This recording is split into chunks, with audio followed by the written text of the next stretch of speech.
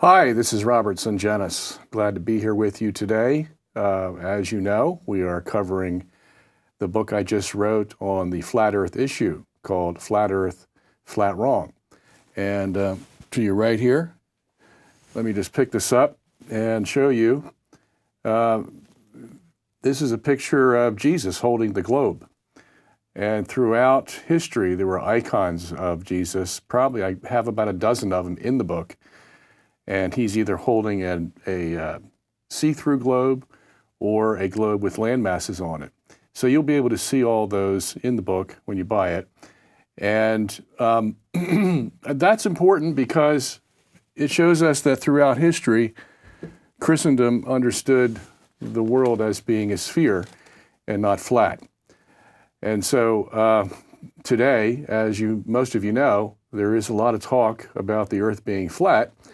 And people from various groups in society, some of them can be Christian, some non-Christian, all over the world have ventured into this area, and it's an area that gets pretty deep once you get into it.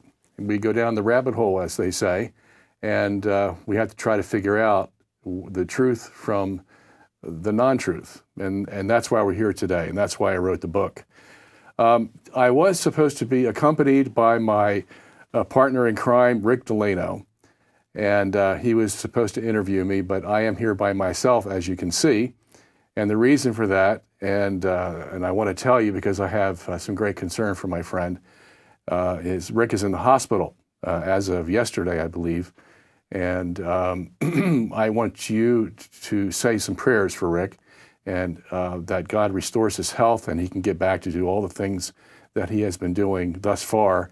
And this is one of them. Rick was instrumental in getting this program aboard and many other things, as you know. So it would be a complete and total loss if we didn't have Rick continue his work, and we wish him Godspeed. And I ask again for your prayers for Rick that he can get back, and maybe some other time we can do an interview together. So let me talk a little bit about the book. The book is published, but it won't be available until next week. So if you want to purchase it, the website is www.flatearthflatwrong.com. And that'll be up and running by next week for sale. And the book comes in four forms. It comes in a PDF form, which is the least expensive at $19, and that has all color pictures to it. And the reason that might be important is because there are over 1,000 pictures in the book. The book is about 700 pages long, actually 736 to be exact. So you can imagine the amount of work that has gone into it. And the color pictures are just fabulous in the book, and they will do well to underscore all that the book has said in writing. There are three other forms. That is the hardback, which is the one you see here, hardback with color pictures. And that, unfortunately, is a bit expensive. That is about $135. So if you have nothing to do one day and you're looking to spend your money wisely, take a look at the hardback color version. That is the best version. You can hold it in your hand, and it has all the information you need, and it's all color pictures. So that's the Premier. That's the Cadillac.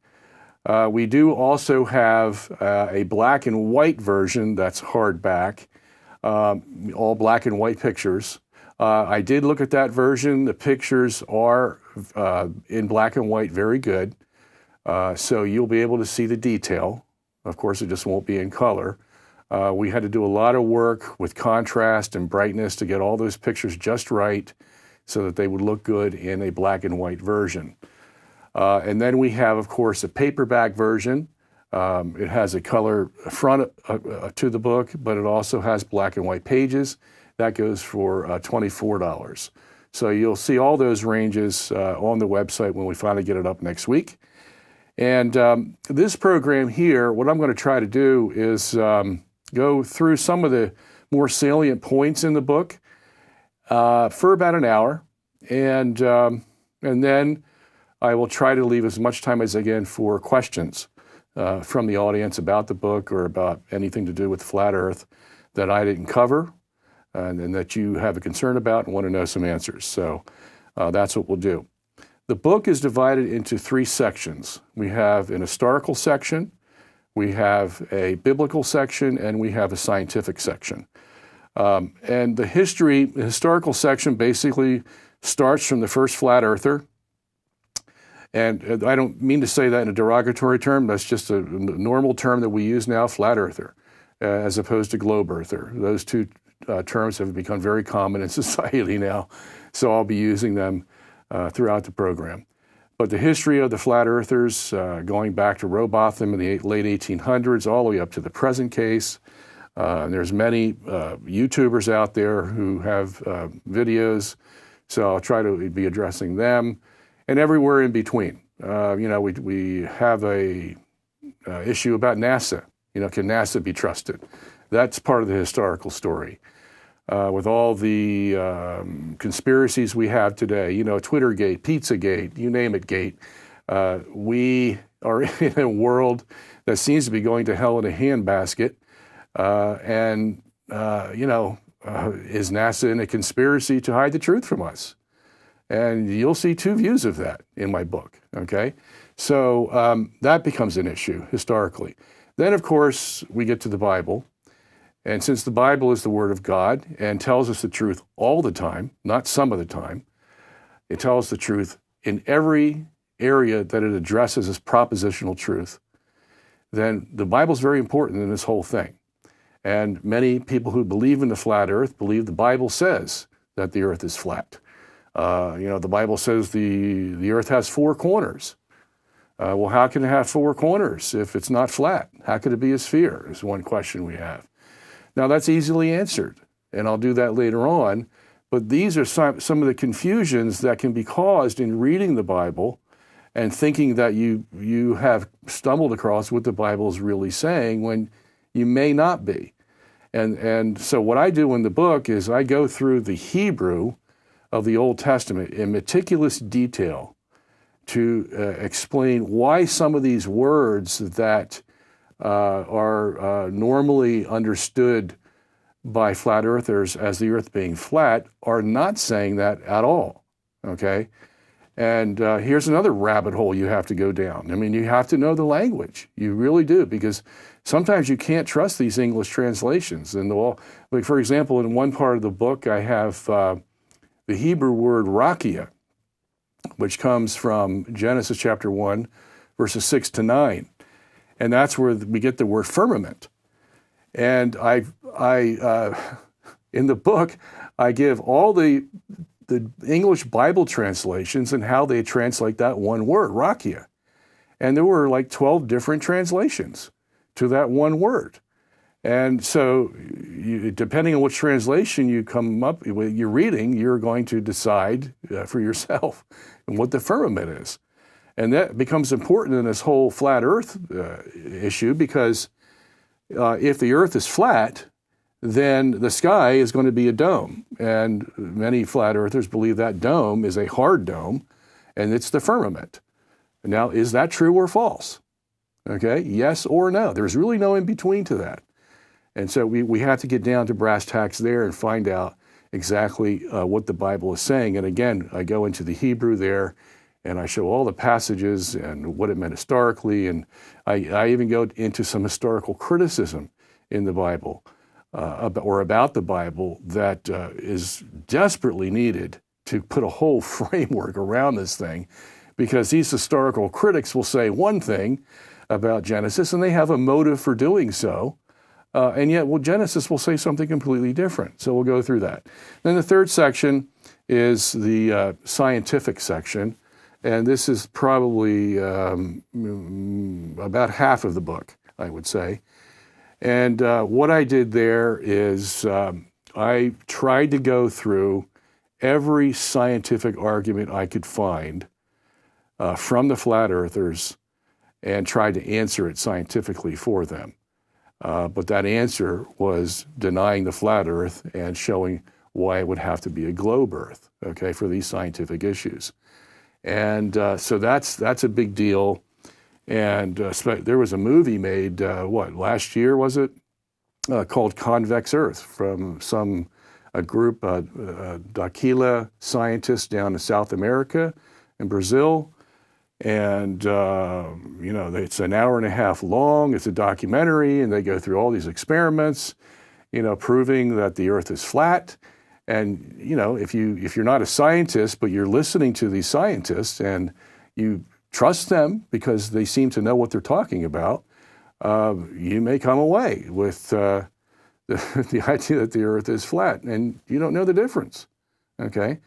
Because in order to refute them, you really have to get into every experiment that they've done, and you have to know what the premise is, what the experimental equipment is, how they used it, did they make any mistakes? The whole gamut has to be covered when you analyze these things, and that's why the book's 736 pages long, okay? I remember the company that had commissioned me to do this book, what was it, 9 months ago, they called me up and said, Bob, can you write a 30-page paper on the flat earth thing and put this thing to rest? And I naively said, of course, because I had already written something and I put it up on my website. And I just said to myself, well, we'll just rearrange that, add a little bit here, take a little bit away there, and we have, voila, we have the paper that he wanted, and the issue would be over. So I did that, and as I got into the nitty-gritty of the whole issue, I began to see how deep it was, and that this is going to take a lot more than just a brush off. You flat earthers are crazy. A lot of them aren't crazy. Okay, a lot of them are very intelligent people who see not only in the science world things that are going on with the other side of the issue, and I get into that a lot in the book too, the very things we covered in the principle. These men who believe in multiverses and dark matter and dark energy, these people are as crazy as what some other people think the flat earthers are. Okay, they're just on different ends of the spectrum. So, one man's trash is another man's treasure, as the saying goes in this realm. And so anyone who thinks that the flat earth issue is a slam dunk has really gotten off on the wrong foot. There may be one or two issues you can put in front of their face, and yes, they'll be challenged by them, and we'll deal with those, and one of those is the southern stars. I haven't met a flat earther yet who's able to deal with the southern stars and the southern pole star, Sigma Octantis, as opposed to the North Star, Polaris. I was just in a conversation with a man the other day who was a confirmed flat earther, and I brought this issue up to him about the southern stars, and we'll get into that later, and he was just, he didn't know what to say. But you see, what happens in those cases is you may win that argument, okay, but then he's going to bring up another argument that you have never been confronted with before, and he'll say, well, what about this? And if you haven't studied it, and in order to study it, you have to have, some kind of science background. You have to know a little physics, maybe astronomy, how lenses work, all kinds of things you have to know. Atmospheric conditions, things of that nature. And if you don't know them, you won't have an argument. You won't be able to refute him. And so he'll think he has won the argument.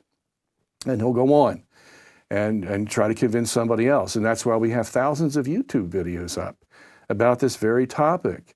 And that's what happens. Yeah, you may win one battle with them, but then there's another battle.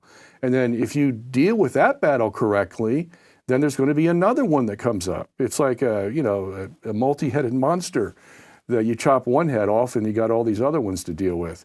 So I think it's a phenomenon that's going to be around for a while until one day everybody realizes, okay, you just can't use a flat earth model, even though in some instances it may fit what they see.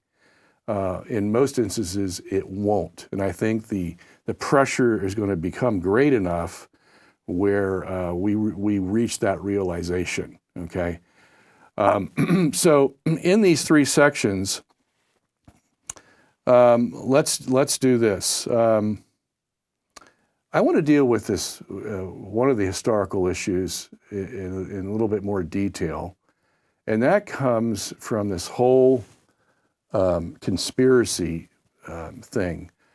In the 1800s, the late 1800s, Samuel Rowbotham did an experiment in England at the Bedford Level, which is a canal. And he stuck flags at various points in the canal, and then he looked from where he started putting the flags in, and he didn't notice any of the flags going down. Okay, so his conclusion was that the Earth was flat. And you don't hear this a lot from flat earthers, but there were two other experiments done on the Bedford Level Canal. And one of them actually saw the flags go up, and another one saw the flags go down. All right, so we have one experiment where the flags seem to go up, one experiment where the flags are level, and one experiment where the flags are going down. Okay, so as you can see, scientifically, there can be a lot of confusion about this very experiment. But Rowbotham was convinced that the other two guys were wrong. He was right, and basically started the Flat Earth Society. Now that was in a time where society was, reasonably civil, reasonably sane. Today, you might get a lot of different opinions about whether we are sane and level-headed. So you have a lot of things happening in our society that the flat earthers look at, and they conclude to themselves that nobody can be trusted. No politician, no government official. We could hardly trust our religious leaders anymore. Financially, you can't trust the banks. I mean, look at all the things. It's just laughable, all the things that these banks have been through, and the politicians, and Twittergate and Pizzagate and this gate and that gate. And by the time you add all these things up, this society is, it's almost insane. And the flat earthers look at the flat earth evidence through that lens. Because if we've been deceived, say, by NASA, that we went to the moon, well, what's to say that NASA isn't deceiving us when they send a satellite up and claim that they're taking a picture of the Earth? For the flat earther, those things are too connected, and they are not easily pulled apart. And that's where the problem lies. And in my analysis, I called it throwing out the baby with the bathwater. Yeah, you can show some instances where NASA has lied to the public, okay? And one thing that the flat earthers bring up is the famous Earthrise picture. And it's in my book. The Earthrise picture, if you remember, I think back in the 1970s, and it's still on the internet, you can see that the photographer, whoever he is, appears to be on the moon, and he is taking a picture of the Earth rising above the horizon. And the Earth is in, I think, 3/4 phase. So it looks like it's a moon, but it has, land masses on it and water, and you can see all that there. Very famous picture. You can't miss it. Now, all you have to do to prove that's a fake is you turn the contrast up. And when you turn the contrast up, you get all the red and oranges and greens. And what that contrast shows is that picture of the Earthrise is actually a rectangle with a picture of the Earth that someone pasted on that photo, okay? I accept that. So the flat earthers, they do have an argument there, okay? Somebody manufactured that picture, okay? And there may be other instances, maybe we didn't go to the moon. I can't say yes or no to that because I don't know, okay? But there is evidence out there that makes it look like that was fake too. In my book, I cover this instance where Neil deGrasse Tyson, a very famous astronomer today, who's basically the spokesman for the scientific community, He is in a discussion with one of the famous flat earthers. His name is Eric Dubay. Eric Dubay is not a Christian, so he doesn't come from all that angle that some other flat earthers do. So they're in a discussion, and Neil deGrasse Tyson says to Mr. Dubay, and the fact that I know it's Dubay is I got that information from another flat earther, very famous flat earther, who's just made a movie, as a matter of fact. His name is Mark Sargent. And he told me it was Eric Dubay, or he thinks it's Eric Dubay. Anyway, Neil deGrasse Tyson said to Eric, what would it take to convince you that we actually went to the moon and you would just drop your whole, your whole crusade against it? And Eric says, I would like to see the equipment that they left on the moon. I want to see a picture of it, okay?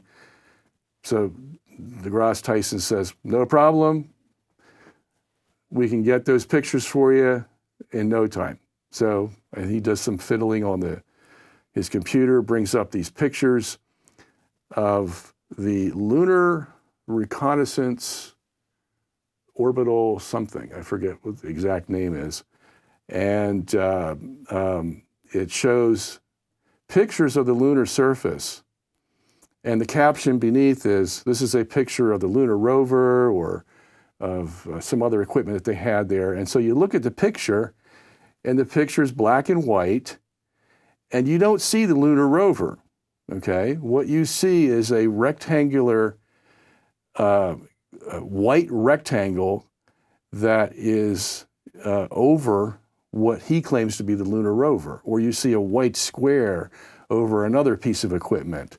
So you don't see the equipment, you just see these white squares, rectangular squares, rectangular white blotches, and you see circular white blotches, but you don't see any equipment, okay? And he shows two photos. Neither photo shows any equipment on the lunar surface. So to me, this is a game that NASA plays, okay?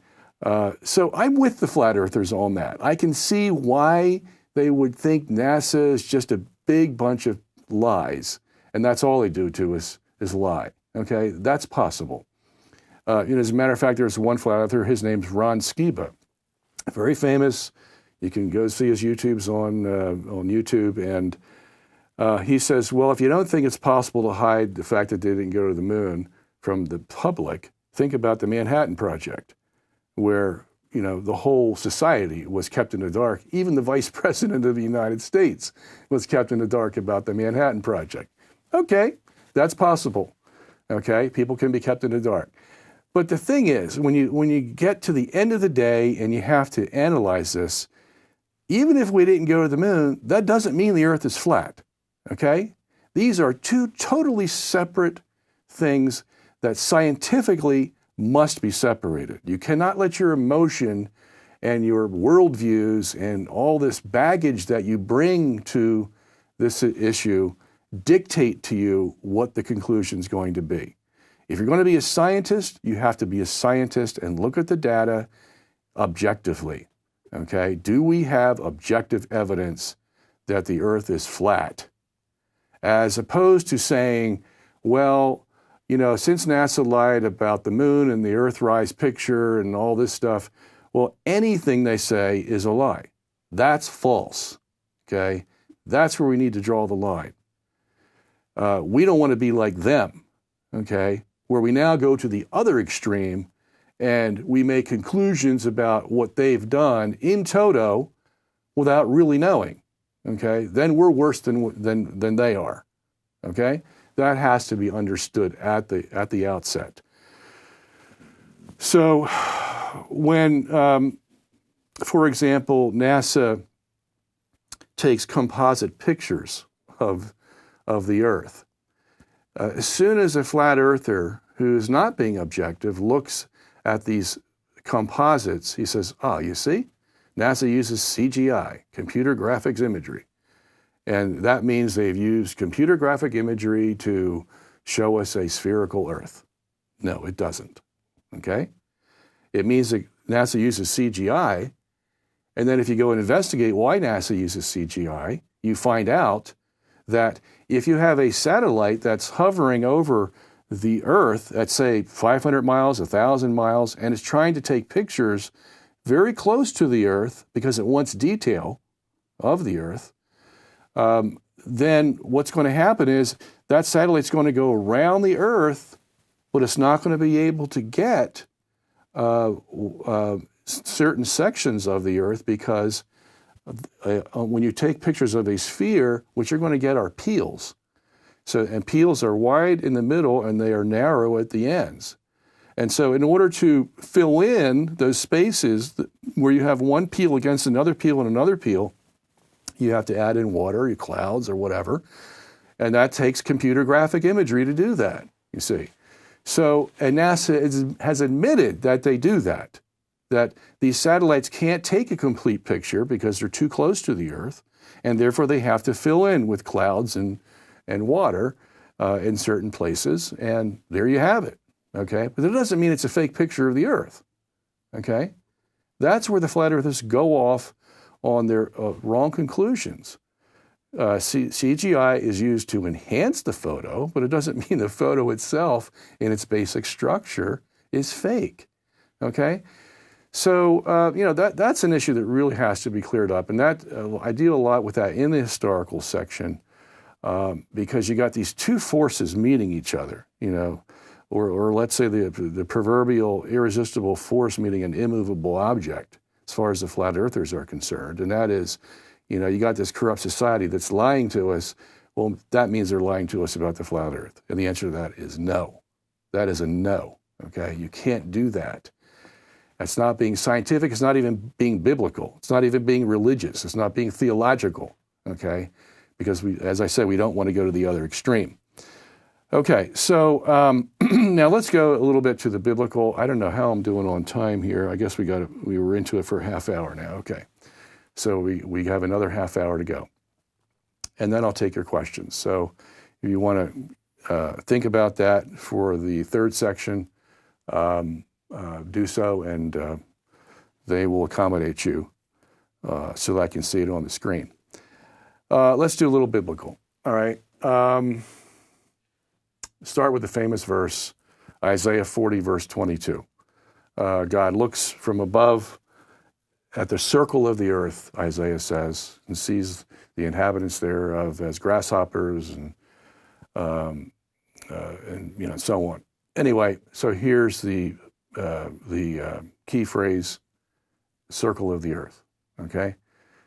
Now, it's interesting that no translation I have come across translates circle as globe, except the Douay-Rheims Catholic version.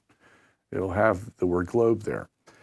So the question, even for the Douay-Rheims, is that a correct translation?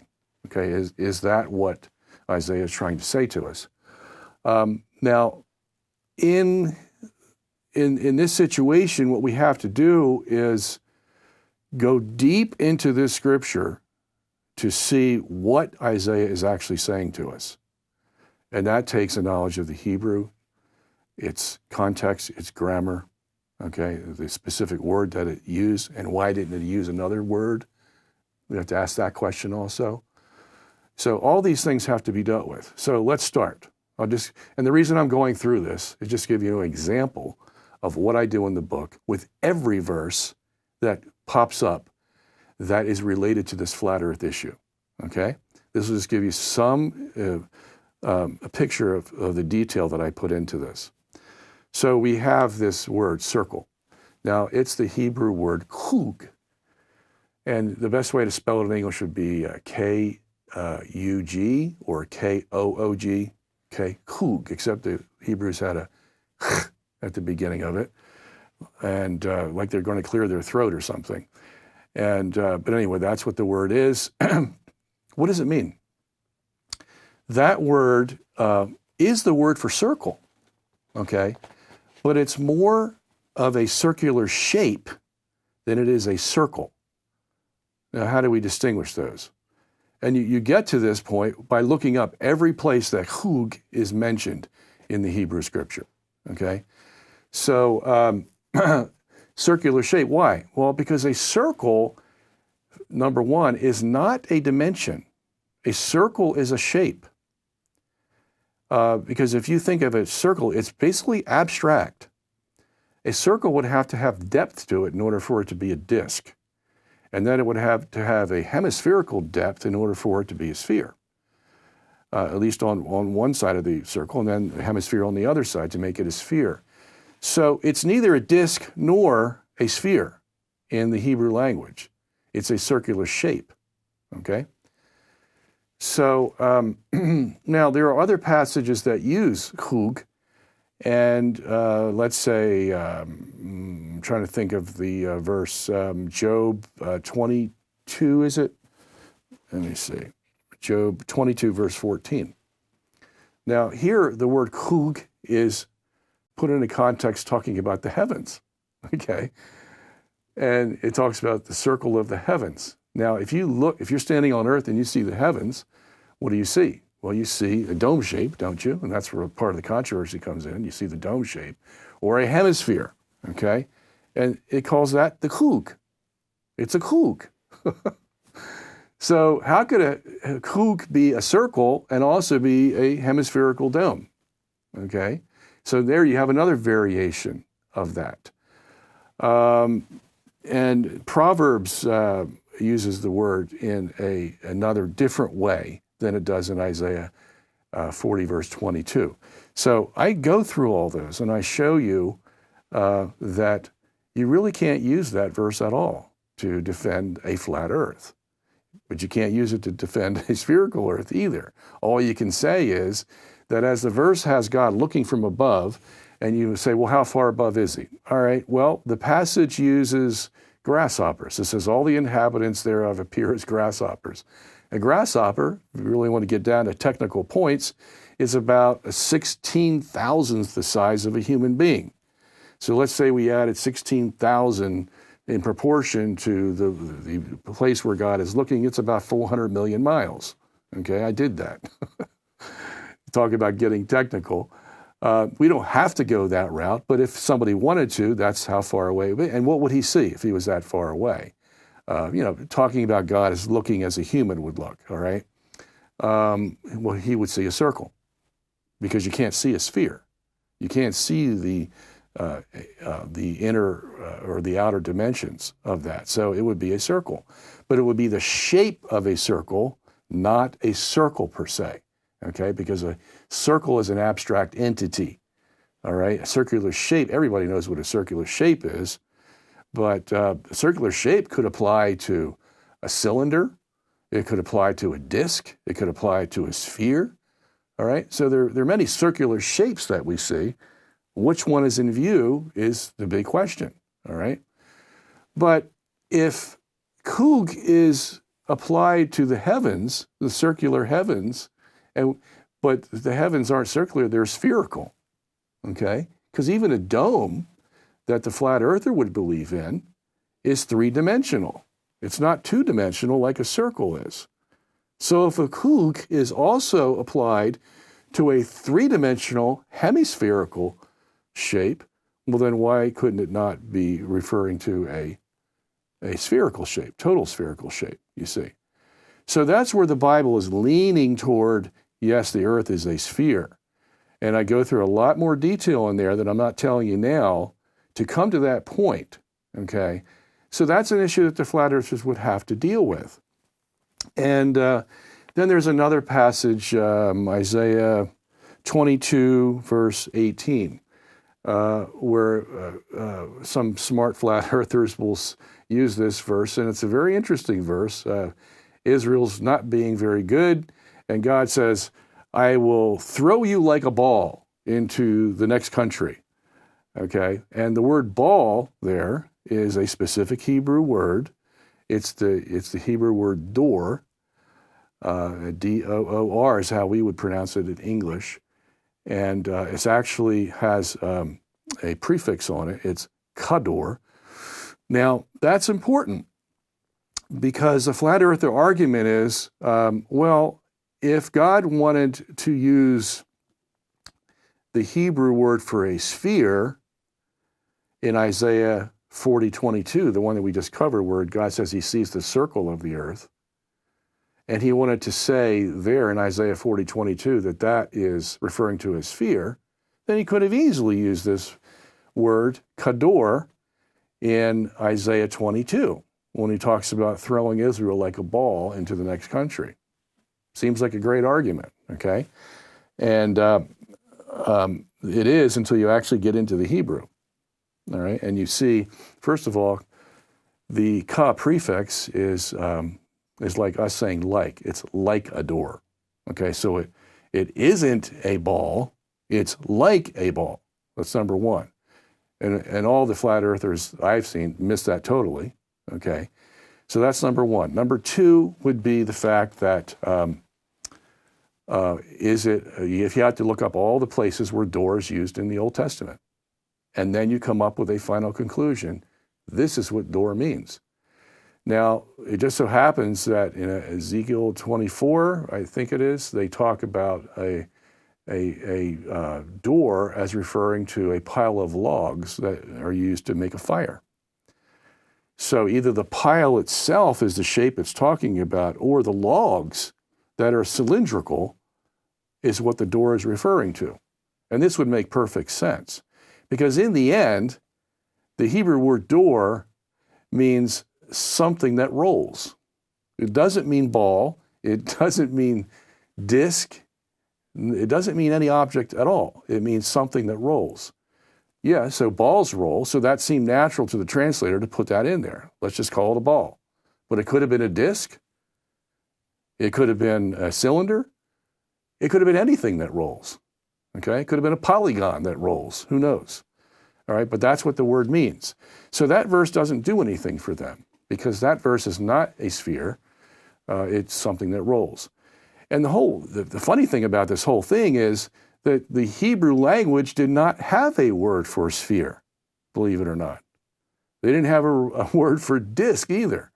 Hebrew language was a very simple language of 8,000 words compared to Greek, which had 10 times as many words, and that's where we get our language from, because whether it's Latin or Greek, the Latin came from the Greek.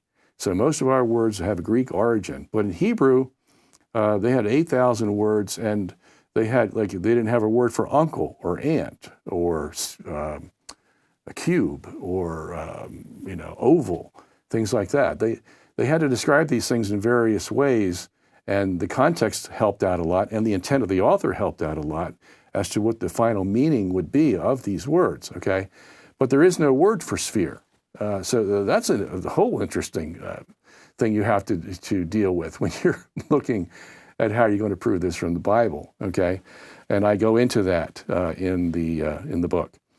Okay, and another big issue that comes up is, again, the firmament issue. And the firmament is an issue because in Genesis chapter 1, verses 6 to 9, God says he made the firmament, and the firmament separates the waters from the waters, and it takes up the whole second day of creation. So we know the firmament's important. And defining it properly is a very time-consuming and difficult task. As I said earlier, I have 45 translations of this Hebrew word, rakia, that is normally translated firmament, and say about maybe 15 of the translations. Another whole set of translations, I think 13 of those, translated as expanse. Now, there's something vastly different between a firmament and an expanse. A firmament is something firm, and the flat earthers will say, well, the dome is firm, and that's where the word firmament comes from something hard, okay? And these other translations that translate it as expanse, that's just talking about space. You see, the expanse of space is the firmament, which means there has to be water above that firmament as well as below. In the firmament model, where it's a hard dome, the water is just above the dome, so to speak, and kind of filters through these little holes and gives us rain, and then there's water on the earth. That's how the firmament is supposed to separate the waters from the waters in that view. Okay, and that view has its problems. But what I'm trying to do here is show you that this is a difficult issue. You have some verses try to go between an expanse and a firmament. And the reason for this is because nobody really knows what the firmament is. Okay? So basically the translations are trying to guess their way through this. Well, I think it's this, because it separates water from water, and I just can't figure out how else it could be. And so one translation is called the International Version, says, no, it's not the International, it's another version. But it was funny because it has the translation, something.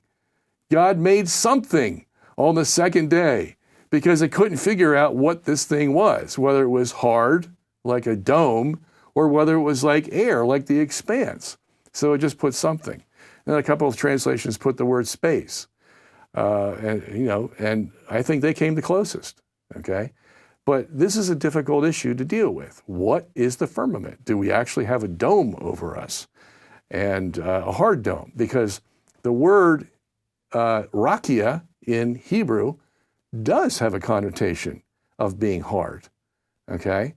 But here's what the flat earthers miss.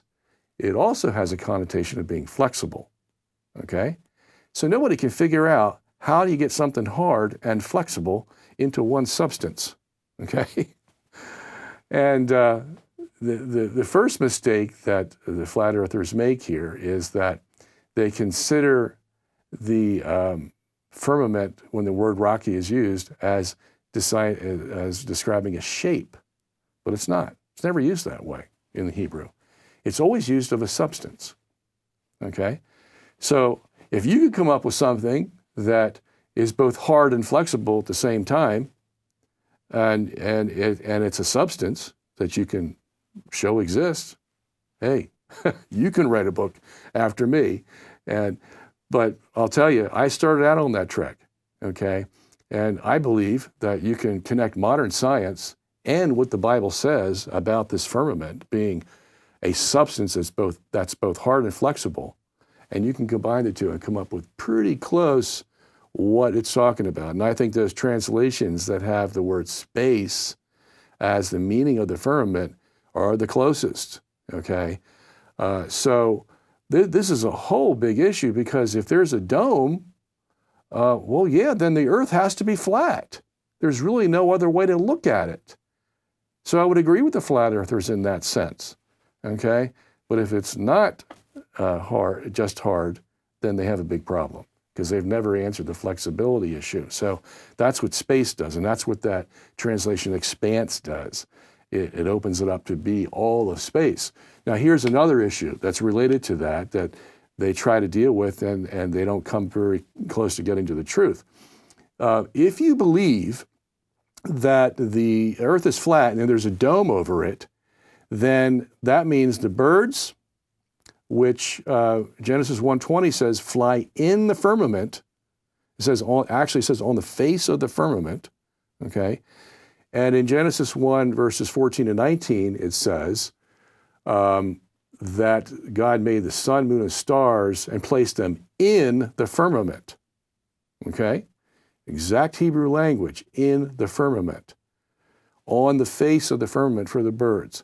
That becomes crucial, because if you're a flat earther, what you have to say is, well, I realize that birds can't fly in a firmament if the firmament is hard and it's a dome. Otherwise, they'd be flying in the particles of the dome. And the sun, moon, and stars can't move in the dome, but that verse says, in the firmament. It says they move in the firmament. And there's a special way to say that in Hebrew. You would say in Hebrew, beit rakia.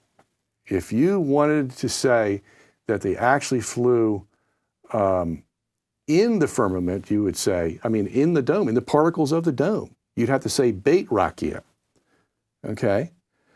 And that's exactly what the Hebrew says. So they're stuck. Because what they have to do is they have to say, well, the birds have to fly underneath the firmament, underneath the dome, and the sun, moon, and stars have to move underneath the dome. They can't be inside the dome itself. They have to fly underneath, okay? But there's a special Hebrew word for that. They would have put a prefix in front of rakia, and said metrachia, okay, inside the dome, if that's what they meant. But no passage in Scripture does that, okay? So here again, they lose, because if you interpret firmament as space, okay, then it's easy to see how the birds can fly in it or on the face of it, because if the firmament is the whole universe of space, it's easy to see how the sun and moon and the stars can move in it, because they are part of it, okay? And that's why it says beitrachia in Genesis, not metrachia. Big difference. And I've seen one guy try to handle that, and he flubbed it up, and nobody else deals with that. But that's a big problem. See, and these are the things that you begin to learn about this whole subject when you get deep into the Hebrew language that talks about these things. And you can't do otherwise. You have to go to that depth in order to find out what the truth is. Okay, so we got 15 minutes until the question period comes. And so let me deal with the third, just one more thing. Two more things, actually, on this. It's very important. Some people talk about the passages that use the four corners of the earth. This is one of the favorites. I don't know why, but it is one of the favorites. And they'll say, well, you know, a sphere can't have four corners, okay? All right, I grant you that. But in the Hebrew language, again, that word that's used for corners does not mean something like this, okay? Where here's the corner. It can mean that sometimes, but it doesn't mean that all the time. It's a very general word that means at the extremities, or something that's at the edge, or whatever. As a matter of fact, as you see, I have a beard now. It even describes the flow of the beard as a corner, but as you can see, this part of my beard is curved. It's not a corner, okay? Like this. It's curved, but they would apply the Hebrew word to even a region that was curved. It was just basically at the extremities, and that's the general word they put on there. So you really can't make anything of this Hebrew word to say that, well, the earth has to be, have four corners. And even practically you'd be stuck there, because you have to draw a square around a circular disc in order to get four corners. As a matter of fact, that is one of the drawings of the flat earth. I forget which year it comes from, but that's in the book several times, where they try to make up for the fact that the Bible says the earth is four corners, and they draw a square around it, okay? Well, you can't do that. That's not what the Bible's doing. Now, I also did a very massive research on the liberal understanding of Genesis 1.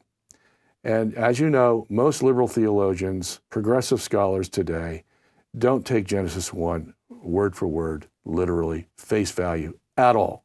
Okay, they basically said that this book is basically myth, and they has one message, if you believe in God, and that is that God created the world. Period, end of story. Okay? And all the detail that's put in Genesis, the days, that's just window dressing to them. And it doesn't mean anything. Okay? And so what they do then is they say, well, where did this stuff come from? If it's just window dressing, where did it come from? Well, it came from the Mesopotamian culture, 1,000 years before the Hebrews came along, and they wrote a creation story about their gods, and they did this and that and the other thing, and the Hebrews just copied this from them, and the Hebrews basically framed it into their own Hebrew culture, but they got it from the Mesopotamian culture. And one of the things they were supposed to have gotten from the Mesopotamian culture is that the earth is flat with a dome over it, okay? So I went into the deep recesses of scholarly research, and I wanted to know whether this was true or not. Did the Mesopotamian culture actually have a flat earth with a dome over it, and the Hebrews just copied this and put it in Genesis, or not? What I found was a scholar who did his PhD dissertation on this very subject. His name is Horowitz. And what he found was there's absolutely no evidence that there was a flat disk with a dome over it in Mesopotamian culture. He said the writings, first of all, are too diverse to pin it down to anything. And they had the references that were used by some scholars to say that it was a flat earth with a dome over it are too obscure to make any conclusions whatsoever on it. And the fact that there's a lot of references to spheres in Mesopotamian culture, okay? So with those three things, I think we can safely conclude that it's not a matter of fact that the Hebrews got their flat earth and dome from the Mesopotamian culture. That has been put to bed. So if that is the case, then what are these liberal scholars trying to do who interpret Genesis 1 as being a flat earth with a dome? Well, what they're trying to do is make the Genesis writer look primitive, look stupid, like he doesn't know what he's talking about, that he's just making up stories, you see. And since they are stories, in his conclusion, then we don't have to believe in them, okay? Because we know the earth is spherical, all right? So they try to make them look stupid so that modern science can take place or replace all these primitive thinkers, okay?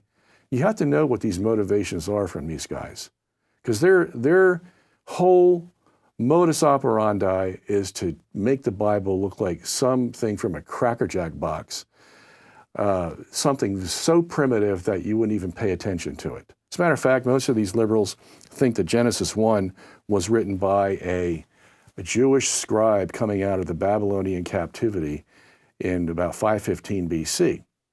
And why do they do that? Well, the reason is because they don't want to make Genesis 1 an historical text that actually tells the truth, okay? Second of all, they have to have an answer for it. So what they say is, well, when the Jews were in captivity, they were under the thumb of the Babylonians, and their god was Marduk. And so if the Israelites are ready to come out of Babylonian captivity, because it was only going to be for 70 years, what do they need? Well, they need some invigoration, you see. And so one of the scribes says, well, let's write about our God, Yahweh. And we'll have him do a creation just like the Babylonian god Marduk did, and except we'll make ours even more powerful, okay? And this will invigorate our people in their trek back to Jerusalem, and we'll be a strong people again. Well, that's a total lie. A total lie. That never happened, okay? Because Moses wrote Genesis chapter 1. He wrote it around 1400 BC, and he was inspired by God to do so. And inspired means that it's inerrant, and it tells us the exact truth of what went on. So the task for the scholar is not to undermine the text and wish it away as if it never existed. His task is to see, what does this mean and how does it apply to what I know today? Okay? That's the task of the scientist, of the theologian, of the biblicist today.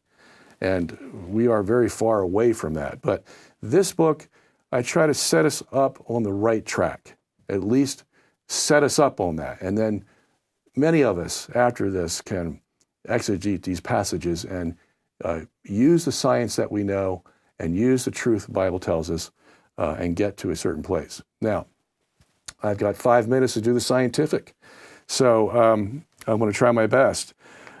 This issue, okay, let me just deal with one issue right now, and that's the southern stars.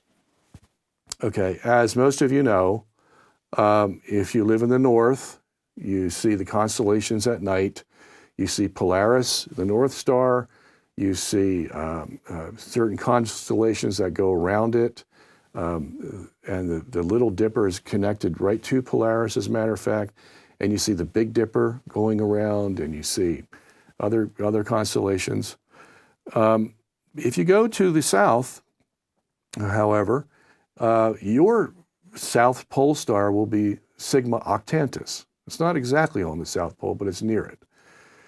And you'll see certain constellations around that. I can name a few of them, but it's irrelevant, okay? And you will always see these constellations in the south. But you will not be able to see the constellations in the north, those that circle Polaris. And why is that? And I haven't met a flat earther yet who says we can't see Polaris from the south, or if we live in the north, that we can see Sigma Octantis. Okay, so why is that? There has to be a reason. Okay, and if you put these on the flat Earth, okay, you have a flat Earth that's what, 24,000 miles in diameter. Okay, everyone on that Earth, flat Earth, should be able to see Polaris. Okay, it's not going to be more than 12,000 miles if you use the Pythagorean theorem and the diameter of the Earth. With a powerful telescope, everyone should be able to see it. But we don't. Half the world does not see it. Okay? Now that's the first problem. Here's an even bigger problem. On a spherical Earth, you have a spherical universe, and in that spherical universe, you have a whole hemisphere of southern stars. Okay? Whole hemisphere of southern stars. And you have a whole hemisphere of northern stars. Now, if you believe in a flat Earth, how are you going to get all those southern stars into this dome that sits on a flat disk? How are you going to do that? Okay, and I show different ways that might be tried, but what it ends up doing is it takes all the southern stars in that hemisphere and jams them into the edge of the dome that's almost sitting on the flat disk. Okay? Billions of stars. How are you going to fit them into a 24,000 mile diameter disk with an enclosed dome over it? That's hard enough. And one guy I approached on this just the other day, he says, well, you'd have to squeeze them into a little narrow space at the edge of the dome. And I would say, even if you could do that, what would happen is that bunching up of the constellations into that small little space, they wouldn't be constellations anymore. You see? You would distort all those constellations because you just took away all their space that they were separated by. Okay? So, and not only that, even if you could fit them into that narrow band at the edge of the dome, what's going to happen to all the northern constellations? Well, the southern constellations are going to push those northern constellations so that they're all distorted as well, you see? So you're not going to be able to see the Big Dipper anymore because all of its space is going to be taken away by the fact that you had to fit the southern constellations into this dome. See, now this is where really, when you begin to think about it, it's, oh my God, this is absurd. You know, I mean, and when you hit upon these things, you begin to say, yeah, there's something wrong with this whole movement. Even though they may be able to explain some other issues, at least apparently, they could try to explain them. For example, there's a big issue about this photographer named Joshua Nowicki, amateur photographer who takes a lot of pictures of the Chicago skyline from the other side of Lake Michigan, 60 miles away, 50 miles away, depends on what city he chooses on the shore of Lake Michigan. And at points in the year, which are very rare, he can actually take a picture of the skyline of the Chicago buildings, and he shouldn't be able to. If you use the formula that's commonly used to chart the curvature of the Earth. Those buildings should be 900 feet below the horizon. So why are we seeing them? Okay, that's a big issue. Big issue. So now, here's the problem. Any flat Earth explanation of that invariably forgets to add in the atmospheric distortion that occurs, especially on a body of water like Lake Michigan, where it is in the latitude in April and May, when these pictures are usually taken and when you can see the Chicago skyline from the other side of Lake Michigan, you have instances where the water temperature can be maybe 35, 37, 39 degrees, and the air temperature is up in the 50s and 60s. If you have that kind of condition, you are going to get light refraction. That light is going to bend And there's actually 4 levels of light refraction. Depending on the severity of the difference between the cold temperature just above the water and the warm temperature that's above that. And what that will actually do, and you can actually chart this out mathematically, it will bend that light to wrap itself around the curvature of the Earth, believe it or not. That light beam will not go straight, okay, if there's that much atmospheric intensity. And that's only one thing that can cause atmospheric refraction of light, okay, is the temperature. There's pressure, there's wind, there's even the sunset can add to the refraction. All kinds of, and I list them all in the book, okay? So they have to be taken into account as for why we will be able to see across Lake Michigan, the Chicago skyline. Even then, when you can see these buildings, you can't see the whole building. You can only see part of the building, okay? Because even air refraction doesn't have the capability to bring up the whole building. If that part of that building is below the horizon, that's where it's going to stay, okay? And light refraction just has a little power to bring it up. And so I go through that whole issue there, okay? So now these are a lot of the scientific issues, and there's probably 24 scientific issues that I tackle in this book. If you have been into the Flat Earth movement for any length of time, you probably already know what they are, okay? And as I said, I was asked to do this, I did it, and what was going to be a 30-page paper actually turned out to be 730 pages. So there you have it, historical, the biblical, and the scientific. And each of them has their different angle that has to be covered. And I hope I've done some of that for you, at least to get you started on that road, if you're interested in this topic at all. But, you know, I've seen this topic separate families. I've seen it separate friends. I've seen it separate husband and wife, believe it or not.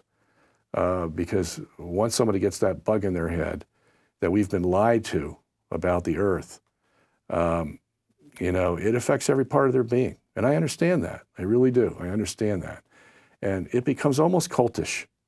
And from the expertise that God has given me, from the gifts He's given me about the languages and all that, you know, that's what I want to offer to you, okay? I've been there and done that, is what I'm saying to you. And trust me on this one, all right? Look, you know, we invented, not invented, but we made the movie The Principle, Rick and I, and it talks about the Earth being in the center of the universe. You know, that was a shock enough to the world, that the Earth is in the center of the universe. It's going to take years for them to get over that one, or to even contemplate it. I don't expect it to happen in my generation, and maybe in the next generation. But usually it's the you know, the kids, the teenagers, you know, who are fresh minds and they can absorb this stuff and they're ready for a change, okay? So it may happen in the next generation, but that was hard enough for them to take, you know? And then we pile on that the Earth is flat, okay? You know, that's flat. That's not going to get us anywhere, all right? We need to regroup. We need to reconsider. And, you know, the Bible says the Earth doesn't move, okay? The fathers have told us this. The Scripture has told us this. The Magisterium has confirmed this. And even science itself says it, even though they don't like to admit it, all right? But more or less, we've shown by the evidence that they have admitted it in one way or the other. And so we have those 4 sources. That yes, the Earth doesn't move, it's in the center, because that's what the authorities tell us. But no father said the Earth was flat.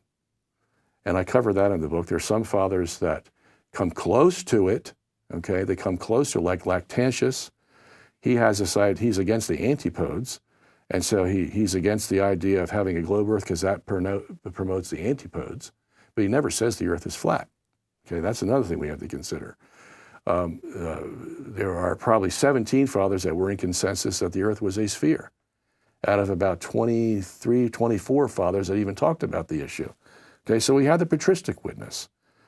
We have the Bible itself, because we went through that word hug, and that leans to the spherical, not the flat Earth, okay? And the Magisterium has never even touched this issue of the flat Earth, so we have no authority, ecclesiastically, to go preaching this thing, okay? And second of all, the science. The science does not prove that there's a flat Earth. Everything can be explained that the flat earthers use as evidence. Okay, so those four very authorities that we used for the Earth in the center of the universe and everything rotating around it are the very four authorities that are not for the flat Earth. Okay, and I think it's very easy to demonstrate, as I do in the book. So now we're going to take some questions, and I think we've got 20 minutes maybe. All right, so, okay, you can't buy the book on Amazon yet because I haven't put it up there yet. Now, the thing about Amazon, I'm going to take most of my books down from Amazon because they charge very heavy fees, and we can hardly, we make no profit on them. Because Amazon takes, you'd have to sell, thousands and thousands of books in order to get a profit off of Amazon. So it's a deterrent for us. I may put it up there in the paperback version for, I don't know, a few weeks or so. But if you can't get it from Amazon, and we're going to have the cheapest price for you anyway, and that is at www.flatwrong.com. And that will be ready, I hope, by next week. So let's go on to the next question. Dr. Sungenis, how do you interpret the stars falling to Earth? Okay, this is one another their favorite verses. There is no passage in the Old Testament that says the stars fall to Earth. Okay, it says the stars fall. All right, not to Earth. The only passage that uses the Earth is in the Apocalypse, chapter 7, it says the stars will fall toward the earth, okay? So that's the only passage. So the other passages, there's 4 of them in the Old Testament, and it does not say fall to earth, it says the stars will fall. And this one passage in the Apocalypse. So we can understand that very easily. If the stars are, millions of miles away, and they are as big as science tells us, and it's the end of the world, well, what's the best way to get rid of it all? Just have it all come in to the center where the earth is, it's gone. Okay? It'll all burn up. So in that sense, you could have a big star that's much bigger than the earth fall, as the Apocalypse says, toward the earth. Because if the earth is in the center, these stars are going to fall toward the center. All right? The earth just happens to be there. But it doesn't mean that the stars are, little, meteorites that, are very close to us that are going to fall onto the earth like little stones or something. It doesn't mean that at all. So, next question. The host who commissioned your book, Hugh Owen at Colby Center, has as their mission statement that the Bible is to be taken literally, according to St. Augustine and encyclical Providentissimus Deus from Pope Leo XIII. Therefore, the book of Genesis, with its description of creation, is literal and true. However, you claim that the book of Genesis is incorrect on its description of the firmament as a boundary that separates the waters above the heavens from the waters below on the earth. Genesis also describes the firmament being open to release these waters from the great flood. St. Augustine and other church fathers agree that the firmament is without doubt solid and the impassable boundary between heaven and earth. How do you explain your rejection of the book of Genesis and the church fathers on the subject of the firmament? Well, that's an easy one. I don't reject it. Okay? I believe you misinterpret not only the Bible, but also the fathers. Okay? For example, if the earth, as Genesis 1 verse 1 says, that there was waters that covered the earth. Okay, so you have this mass of water, and the earth is like a tiny little seed in the middle of it. Okay, those waters could have been millions of miles in diameter. Okay, if that's the case, then how are you going to separate those waters away from the earth so that the earth can have dry land and its own water? Well, you have to create the space, and that's what the firmament is. You create, here's a big mass of water, You create the firmament, and it expands, as the Bible tells us that the firmament expands because God stretched it. And as it does, it takes the water with it. And what's left in the center is the earth. And it says also that that firmament left some water on the earth. Okay? That's exactly what we have. After day 2, the land masses separated from the water masses, and God can grow plants. Because there's just a little bit of that water left that was a huge volume before, you see. And as a matter of fact, none of the fathers disagree with this at all. You know, they all say that there's waters above the heavens. So does Psalm 148, verse 8 or verse 4. It talks about the waters above the heavens. And that means they're still there. And Augustine believed that they were still there long after the flood came. Okay, you can read about that in his book on the literal interpretation of Genesis. He says that. So I am not, saying that the Bible is untrue. I'm saying your interpretation of that is untrue if you believe in a flat earth and a dome. All right, so we got 20 minutes left, and we'll go to another question. This modern flat earth movement seems to have just come out of nowhere. Do you have any idea just who started it or how it got started? Well, that is a very good question. I don't know if I have the right answer to it. Rick and I have talked about this, and it possibly could be, a psyops operation. What that is a psychological operation to make people go in one direction, away from the truth. Okay, because it is the truth that the earth is not moving and is in the center of the universe. That's one of the greatest truths that we have as Christians, to know that we're the apple of God's eye. We are not the product of time and chance. We are special. We are special. And God still looks at us that way. And there's no special place better to be than in the center of the universe. And everybody I talk to admits that. Okay? So that's such a great truth. What do you think would be the best way to get people off of that and talking about something else that's not true? Well, I think the flat earth thing is a big candidate for that role. And that's one possibility, okay? And as Rick and I talked before, it just seemed uncanny to us that right when our movie, The Principle, came out in October of 2014, all these websites, all these YouTube videos crop up by the hundreds, almost overnight. And it takes money. It takes time to make these videos. And how did it all just flush itself out in a matter of weeks? Okay, so that's, that makes you look askance and figure that maybe somebody big's behind this, okay?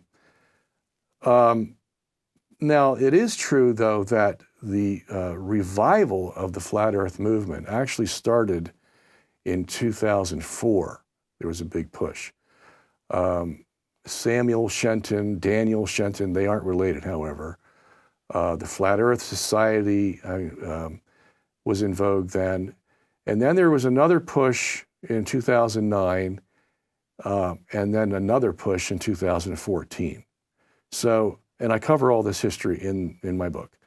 So it might be just a coincidence that 2014 was the third push for this flat earth, which had started in 2004, basically, okay? So, being rational about it, that looks like a likely possibility, just something that happened, and we just happened to coincide at the same time. Now, I do know for a fact, however, that there are many flat earthers who say they got the initiative or the impulse to go after this flat earth stuff from our movie, okay? And they've admitted that to me. Each one I contact said, oh yeah, we've been watching your work for a long time.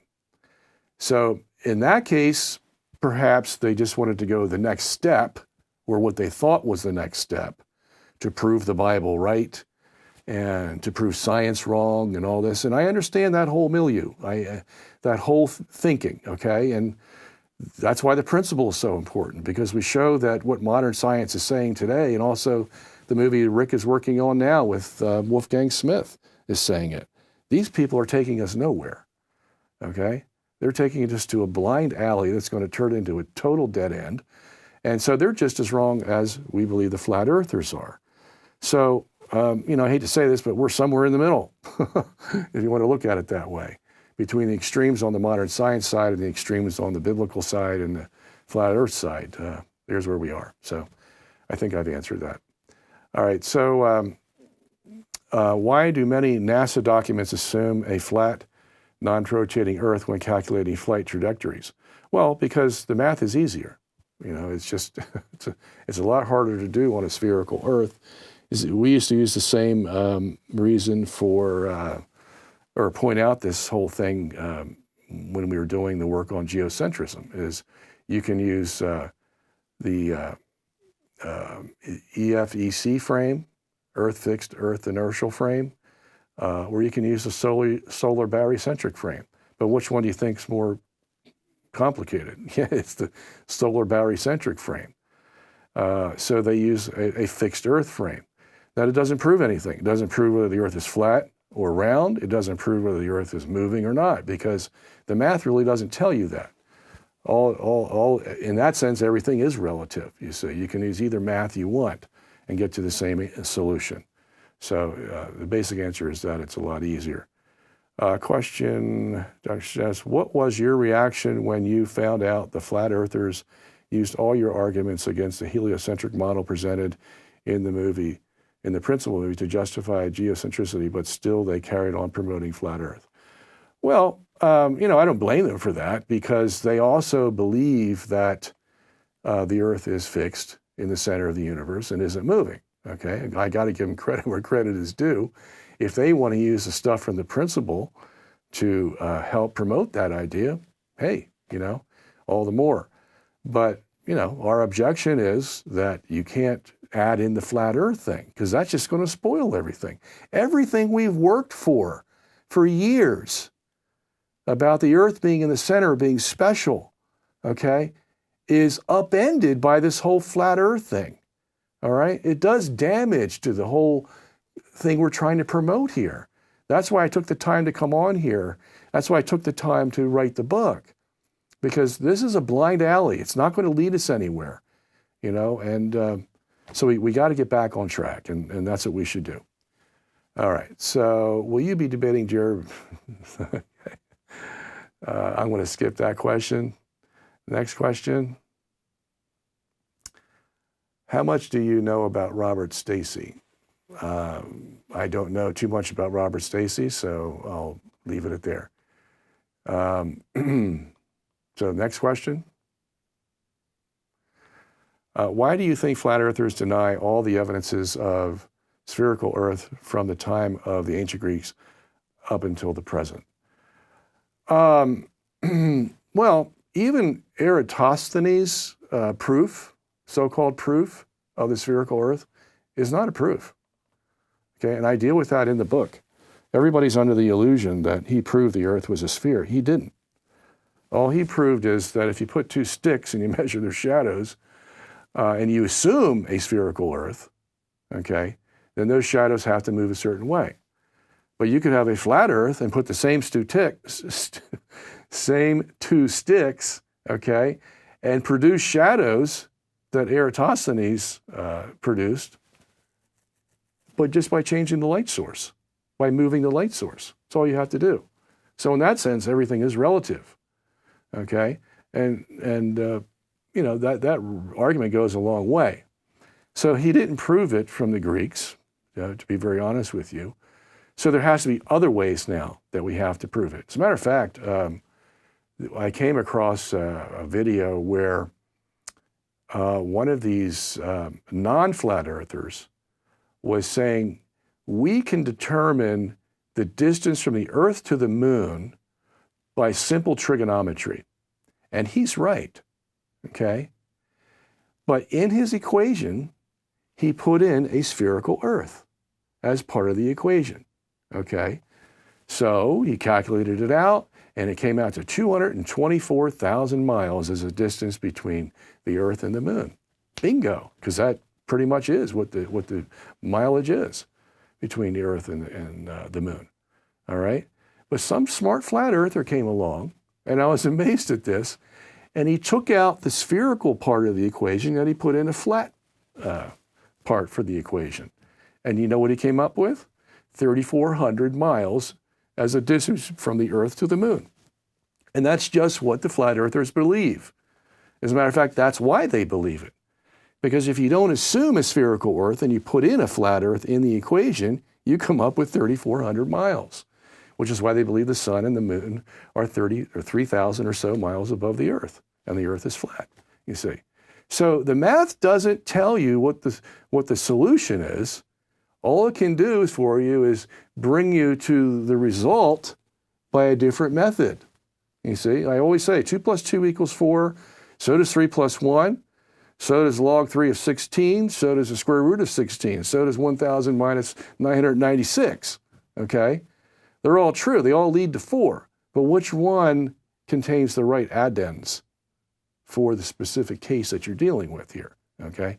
So that's why I said this issue can be very complicated, and you have to know how to sort the good from the bad in almost every issue. That's how complicated it can be. All right, another question. Other than the southern stars or anything else happening in the sky, what is your biggest proof that it isn't flat? Here's one, because we have pictures of it being a sphere.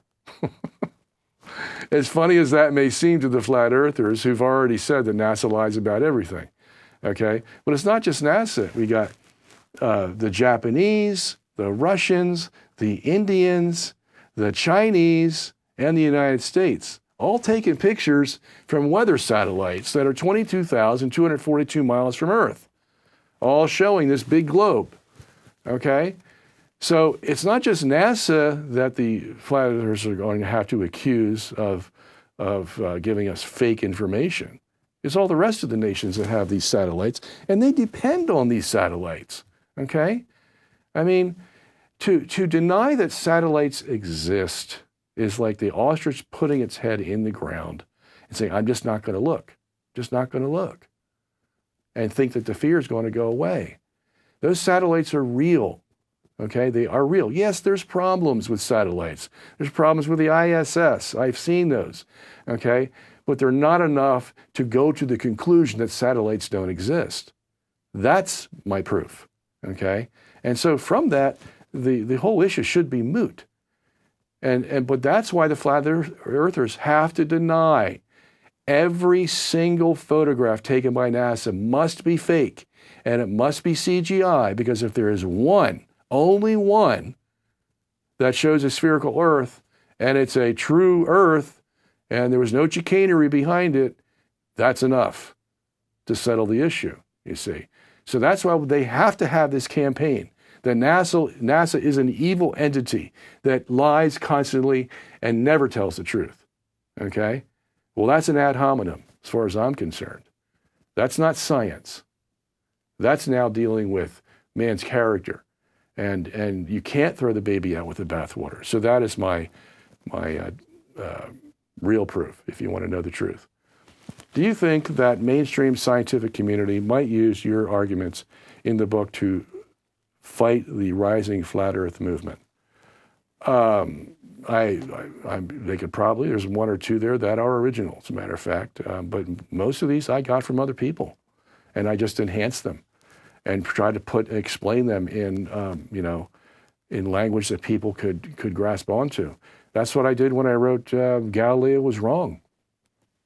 Most of the arguments are from other people who came long before I did.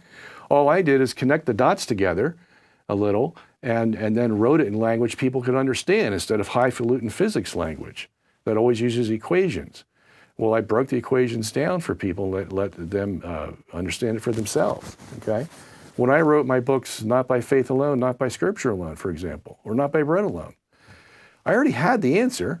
The answer was given to me by people who went long before I did. They gave me the answer, and then I used my expertise in the Bible to show why they were right. Okay, that's all I did. So I'm coming up with nothing new. I'm just more or less repeating what I've learned before from authorities that I can trust, and then I write it so people can understand it. Okay, I was wondering whether any flat Earth argument is better answered by the modern geocentric model rather than the Copernican one.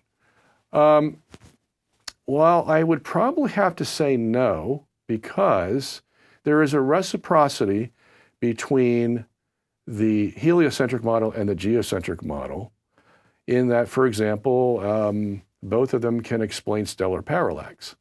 And all you basically have to do is switch the centers.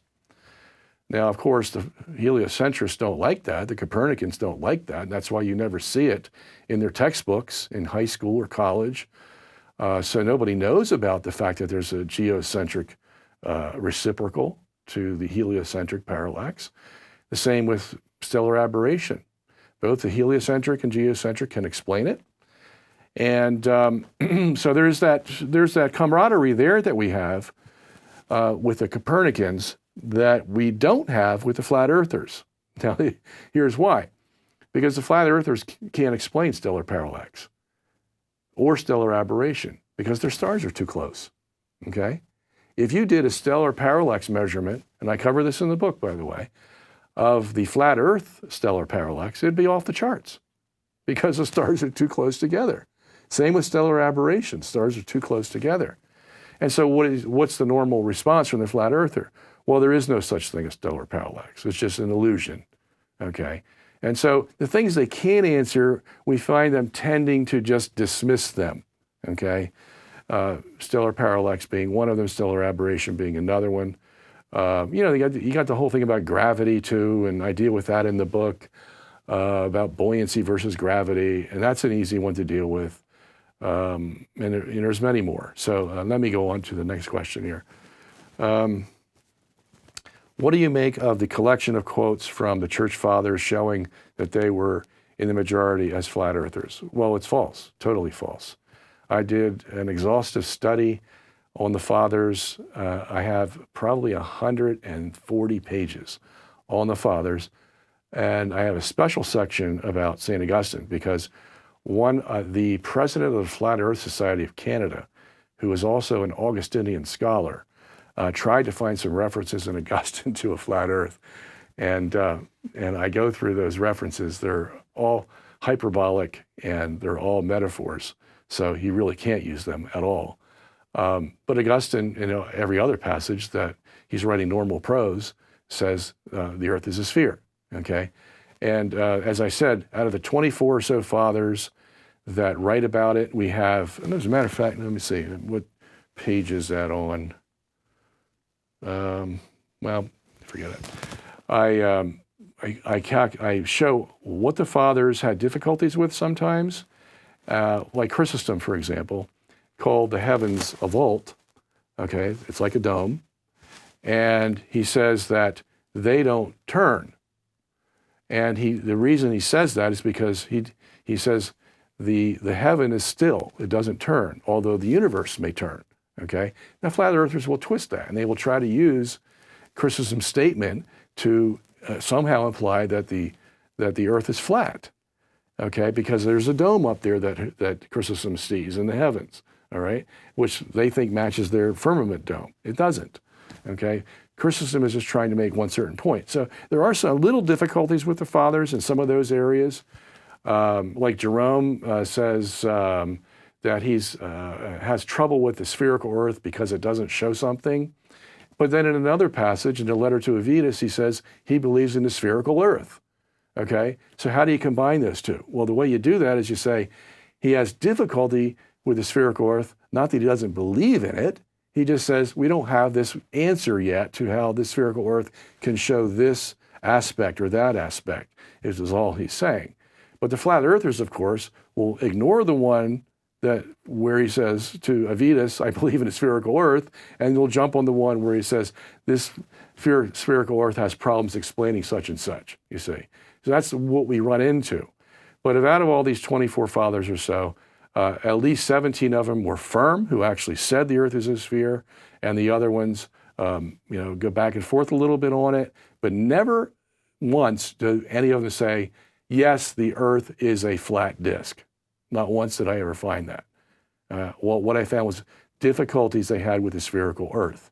Okay, whether they had a conclusion, who knows? All right, my producer says this is the last question. So, after debating known flat earthers like Mark Sargent, which I imagine you have, why do you think they still persist in promoting a model of the Earth that doesn't work? Well, it's interesting with Mark Sargent because I had a long email exchange with him. And I presented this whole issue of the southern stars to Mark. And I said, Mark, how do you explain this? If you want to promote flat earthism, how do you explain this? He didn't really have an explanation, a technical explanation, because I don't think he has the expertise to scientifically go into the technicalities of the science and how you would explain it. He's more of a filmmaker. And as a filmmaker, what he told me was that that the whole sky that we see, sun, moon, stars, they're not real objects. They're light projections. They're light projections, okay? And as someone familiar with how you can use light and manipulate it, even as they do in a stellarium or a observatory, what is that common? I forget the common name for it. At any rate, how they use light projections. Those the stars you see are not a planetarium. They're not real. They're light projections. And so Mark's solution to the whole thing basically was, well, we can make those light projections, we can make them do anything we want. And I said to Mark afterwards, I said, Mark, weren't you the one who was accusing NASA of using CGI to make their photos of the Earth, the moon, whatever? Okay? As a matter of fact, Mark was asked to debate me on this issue. And he was given part of the book to read, the first part. And haven't gotten an answer yet from him. So whether he will debate or not, I don't know. And Mark's high up there. He made a film recently that was at the Toronto Film Festival. He had everything you need to make a film, and he was part of it, and a couple other flat earthers, and they had a good producer, good director, and all the other things you need to make a movie. So it was a big to-do. So if it makes the Toronto Film Festival, you know that it has high caliber. And he preaches this kind of, light projection thing to compensate for the anomalies in the flat Earth theory. And he never answered me about that when I said, you're using the same thing you accuse NASA of using. So there you have it. And anyway, as I said in the beginning, the book is out, but you can't buy it yet. You will be able to buy it next week. And I promise you that. We'll work very hard to do that. And the website you would go to is flatearthflatwrong.com. And the book ranges from $135 for the hardback color copy to a PDF for $19. Okay, and two in between that. So we're going to sign off, and I want to thank you for being my audience today and for listening to me, and hope you get more information out of the book.